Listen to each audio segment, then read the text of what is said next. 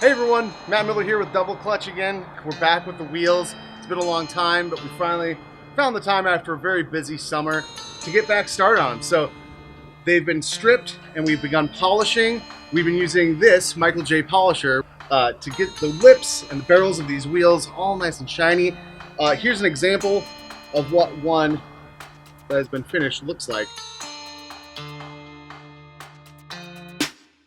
Close enough engineering is this thing that me and my idiot friends came up with, where you don't have the tool, you make the tool.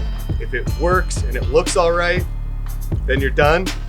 We've got a bunch of cars that we've built over the years with that same mentality. So this contraption is the close enough engineering brainchild of the need to make a polishing machine and not want to spend forever working on it. So we took all the parts that we had, bought a couple of parts, did a little bit of 3D modeling, and this is what we came up with. It's not perfect, it shakes quite a bit, but it will polish a set of wheels, and we've done a dozen or so wheel sets at this point. We've got a motor that came off of something out of a swap meet. We've got the hub and strut assembly from a Datsun B210. And we've got the clamp and back portion to an alignment rig, and then enough welding and lathing and whatever to make them come together.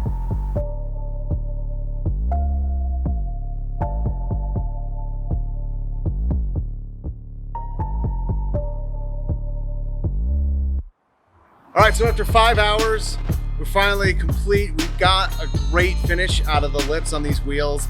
It's actually pretty close to chrome looking, about as close as we can get. They weren't in the greatest shape to start off with, but after many stages of wet dry sandpaper, let's see, we started at 400, then we went to 600, then 800, 1,000, 1,500, 2,000, 3,000, 4,000, 5,000, and then we finally finished up with an air rotary tool, a foam pad, and some HD wheel polish.